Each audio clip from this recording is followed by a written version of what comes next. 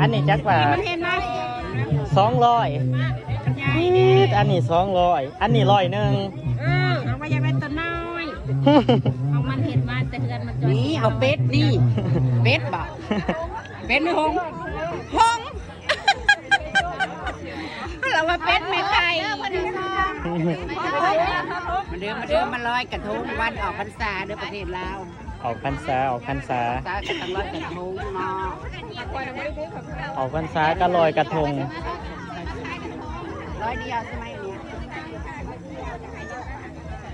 เหลือ50 บาทเอาข้าวมันเห็ดนะลอยกระทงอยู่วัดหนองกวงทองพี่น้องคือมันจะเหลือเลยจะมาหมดเลยเศษตัวเท่าไหร่เลยกู5 บาทได้เนาะไม่ได้นะกู5 บาทได้เนาะ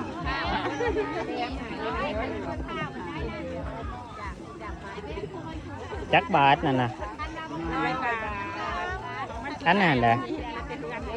โอ้100 บาทคือว่าวันใหญ่ตัวนี้เลยอันนั้นช่องบดีอันนี้100เราอ่ะเขาบดีอยากเอาง่ายเขาจะได้เป็ดโอ้โหเก้อ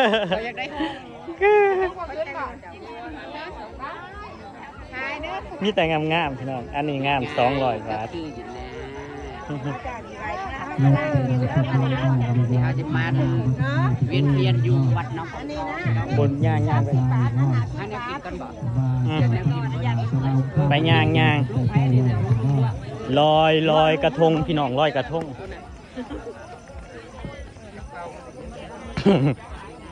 ออกพรรษาลอยกระทงนะก็ได้โอ้ยจะมันจิ้วเฮ็ดเองบ่ตามมีตามเกิดน้อยผสมฐานะเลยแม่คือผสมฐานะจอดแต่เบิ้งอ่ะนะเบิ้งคนนะคนมาเกิดเบิกระทงเอาให้ลูกสั่นเอาไข่เป็ด300กันนะจังสั่นก็ได้โอ้ยเนาะกระทงเฮ็ดกระบาบเลย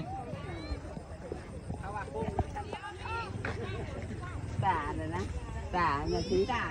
วดอกไม้ถ้าอยากกินอะไรอีกอย่างนะ150นี่150มันเละไม่เละนะคะเละแล้วใบแทกแข็งขนมไหวพี่กึ้งเจ้ายังกินกับข้าวเจ้ายังกินกับข้าวเจ้ายังเขาออก50เพิ่นออก50ไปเรายังบ่ทันแหละออกอันนี้เลยมันยังบ่เบิดดอกเบิดเท่านี้ทิปเอาชิ้นเดียวสุดท้ายชิ้นเดียวในโลกสิกินอันนี้กับข้าวนะเอายังจ้ะพูนไปเอาลูกชิ้นผู้กินก่อนครับไปพูนลูกชิ้นลูกชิ้นกับไข่ลูกนะเอากลับไปย่างเบิ่งก่อนสิย่างมันมี2 ห่านเนี่ยซำนี้นะคะ2 ห่านนี่แหละมันมีให้เลือกซำนี้แหละไม่มีสิทธิ์เลือกค่ะเอาไข่ลูกจะเอาไข่ลูกมากินกับข้าวจะชื่ออันแบบเจ๊ไข่ลูกไม่ใหญ่นะคะเอาลูกทั้งก่อนได้12 สิ่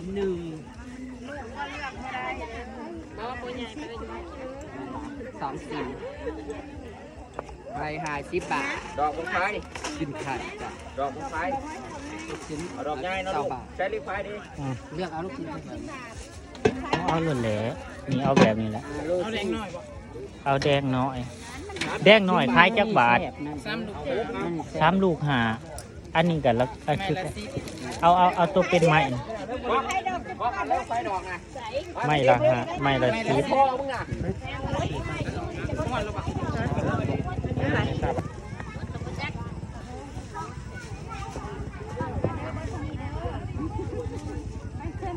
คนมาหลายอยู่อย่าจูดเด้อไม่ใหญ่เกินแจ้งจับอีเมค่ามันมาให้จูดคนตื่นหมูกับตื่น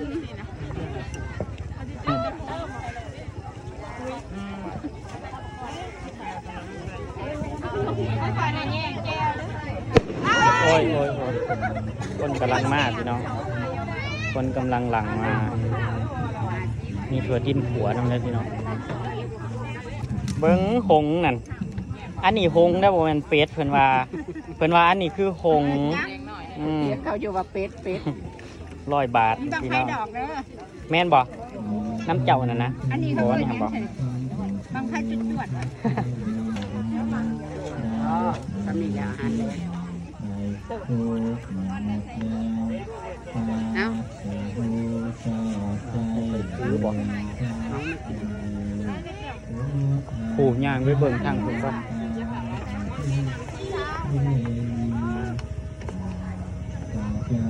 ไปย่างจะเป็นฉันเห็นได้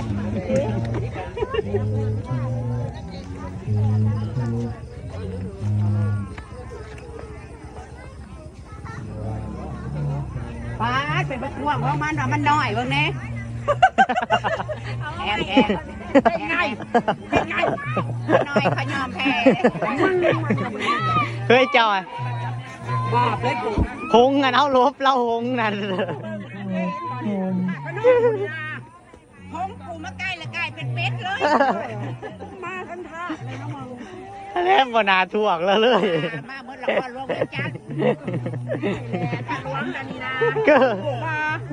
ถ้าทานลงเป็นจันก็มาอะไรอันนี้สมฐานะขนาดเลยแม่นบ่เธอแม่นเด้อเบาดีสมฐานะแล้วตัวนั้นน่ะเขากับสุดเลยไปมวนจะเทศเอาเทศแล้วเขาไม่ได้ไปนั่งนั่นขาดไปนั่งอยู่สายผู้เพิ่นกลับมาแล้วเพิ่นกลับมาน้องโอ้เขาไปถ่ายไปเทียบท่าไว้หน่อยไหมว่าเทียบท่าไว้บอลแล้ว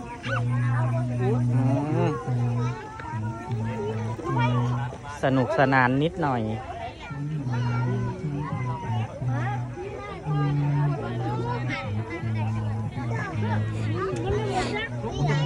เจ็บนิดหน่อยเจ็บที่เราถือไว้ดีมากก็ได้ใส่แบกเวลาหอนเดี๋ยววันนี้หอนเดี๋ยวพี่น้องหอนคักหลายมองนี่บ่ทางลงมองนี่แล้วพี่น้องไป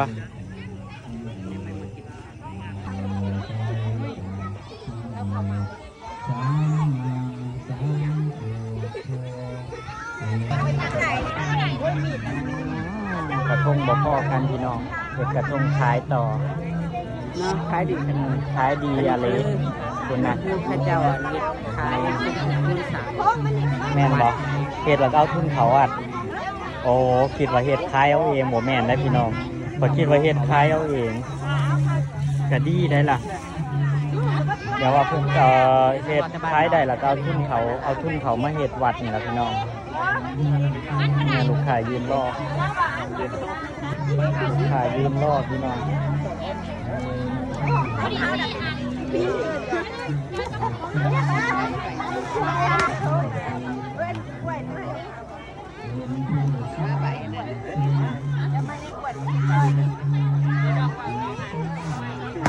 ดูเห็ดกระทงกันพี่น้องกระโบแพงดอกพี่น้องอันละ100 200อันละ20 บาทก็มีแล้วแต่ผู้ใดอยากได้อันน้อยก็เอาอันน้อยพี่น้องไปนั่งเอาก็ได้เพื่อคอยได้มาเพื่อคอยไปนั่งเผาจงพ่อได้ไปใกล้เรือเด้อจงพ่อเด้อไปเมาว่าญาติมันบ่เบิดไปนี่ได้จงพ่อ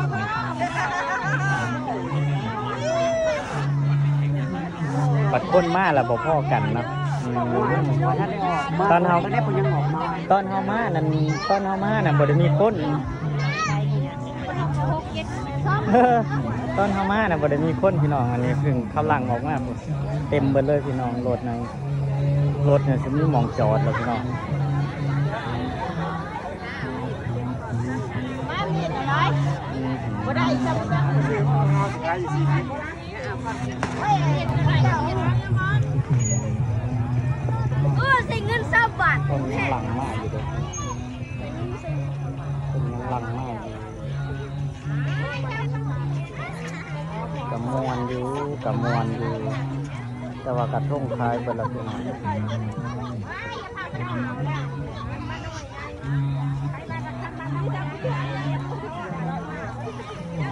รอบเป็นเทศอยู่พี่น้องเป็นเทศแล้วเขาจะแจ้งสิได้ลอยตอนนี้ยังลอยไม่ได้นะพี่น้องเด็ดๆกับมวน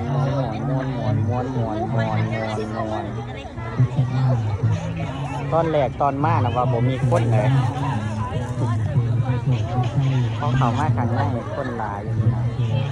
คนกำลังมากคนเต็มแล้วล่อร้อยน้ำกันพี่น้องการปล่อยโคมไฟน้ำอยู่พี่น้องมีโคมเดียวนั่นแหละ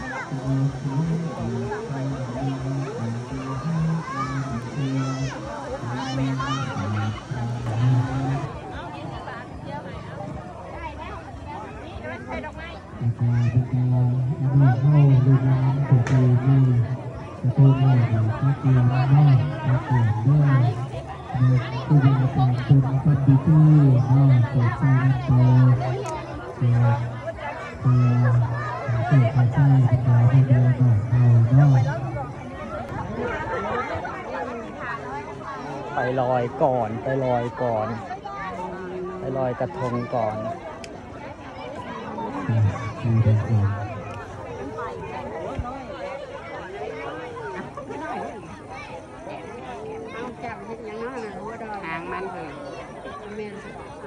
เอาบัดอันใหญ่ๆไว้ใส่ล่ะ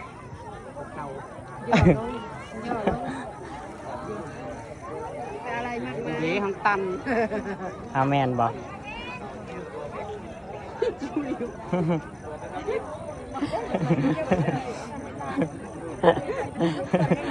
ตัวเล็กๆผู้หญิงตัวน้อย หอนเด็ดพี่น้องร้อนจังเลยร้อนจังเลย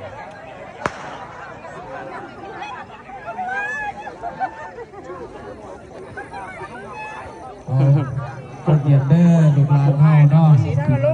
มาตะพีเนาะครูบาอาจารย์ที่ทำพิธีเด้อเนาะตั้งใจตั้งจิตอธิษฐานเนาะเอาในบทสมัคร เอาลงไหม เอาหมองนี่บ่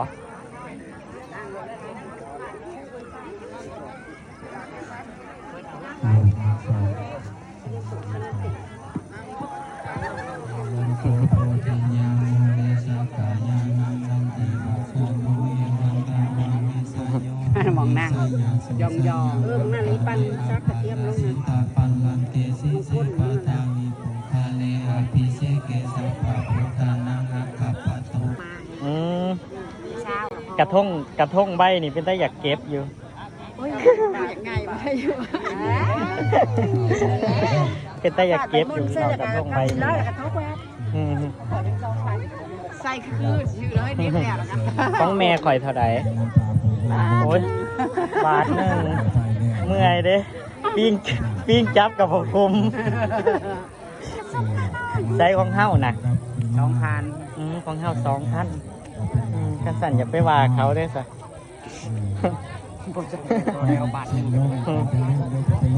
เอาจุดลงพ่อระวังตกน้ำประเภทกระทงกับลงมาใต้ลงเรือไผ่ให้หลวงพ่อปล่อยเรือไฟก่อนพี่น้องปล่อยเรือไฟก่อนเอากับคอยตามเนาะพี่น้องเนาะหลังจากเพิ่นขึ้นมาเชิญคณะการนำเฮาทุกคนเนาะลงไปที่เรือทุกคนเนาะเชิญเด้อปิดไหมล่ะเฮ้ยปิดไหมล่ะเอานี่เด้ไฟแสกน้ำปุ่มใจนี้เรือลำใหญ่ใหญ่เด้อพูนไปไปขอจากเขาเนาะปล่อยออกไปกลางวังถ้าปล่อยอีกมันกะยานมันบ่อยากไปเนาะปุ่มใส่เรือปุ่มใส่ในท้องเรือเรียน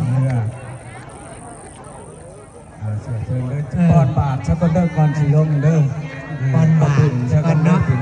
รวมกันอธิษฐานเอาเนาะเพื่อสร้างสรรค์พัฒนาเนาะเราจำเฮา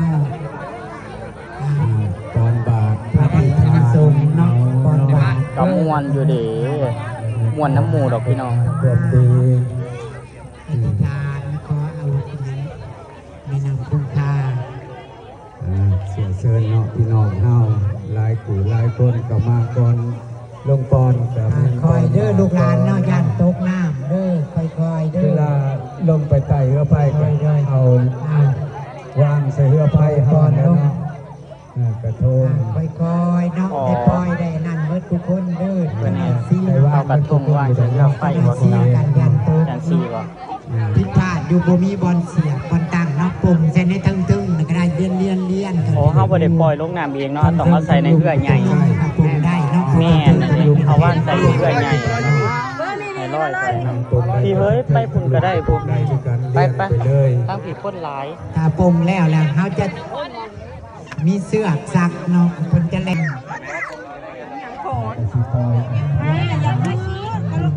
มันสีลมมึงแน่นอนเอาไปพูดสีลมนำป๊อปแปม ลอยกระทงน้ำกันเด้อพี่น้อง อุ้ยมาเลยระวังทางไม่ดังมันคือประจวดเลยจ้ะ ลอยหงพี่น้อง ก่อนเลยนะ ปล่อยหงเจ้า จูดหัวมันเลยอันนี้ มันกระเบิดก่อนแต่หว่าเจ้าลงไปจูดอยู่ลุม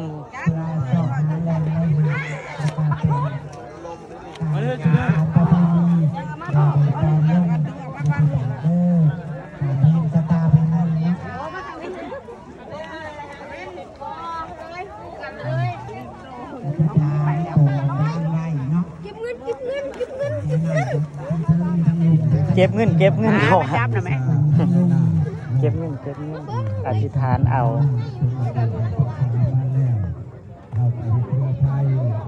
เอาไปเบิ่งได้จังได๋มันเกิดมาคือการสร้างเพื่อ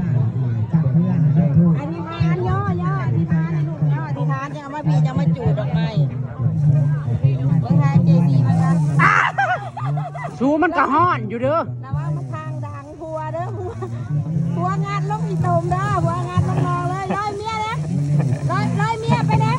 เอาแบบใดเลย เอาแบบทีมลอยพงเจ้าคือสัตว์แต่ ลอยกระเทย ลอยโอ้ อธิษฐานลูกอธิษฐานมัน ร้อยกระทงพี่น้องร้อยกระทง ไปอย่าปล่อย ออกแล้วพี่มันเอาลงมาปรุง เอามันคือดับแหละเบิดละบอกเจ้าใส่หน่อยโพด คุณลูกเอาไปทำบุญจะครับ อันนี้อลังการมาก ทั่วนม อลังการงานสร้าง เอาเทียนนี่ ลูกหลานกัน เข่าฟังไว้แท้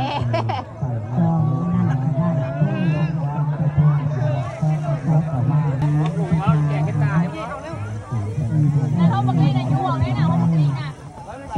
เราก็อธิษฐานเราเมาเป็นบัตรคูกันแล้วไม่เอาเนาะอธิษฐานเอาเป็นไปคุยเนี่ยคุยกันเนาะเป็นงานประเพณีอันนั้น อย่าพุ่งพุ่งแหละครับน้ำพุ่งเกี่ยวนั่นเลยไปแล้วเราก็ได้ก็ได้ย่าง ก่อนบ้านคุณสวายเราโบราณน้องหน้าอยู่ใกล้จากเราไปโคสมัยปัจจุบันนี้ปัจจุบันคือใกล้น้องหน้าดูใกล้จะเริ่มมาจัดตัวเราไปนอกเนาะกดเชือกในทางราชการจะมีเป็นต้นไปที่เราเข้าไปไหลเรือไปมาตลอดอยู่เนาะทุกปีก็เลยจนกระทั่งบ้าน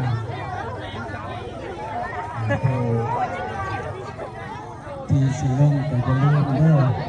ไปแล้วพี่น้องเจอกันมื้ออื่นเด้อพี่น้องสวัสดีครับผม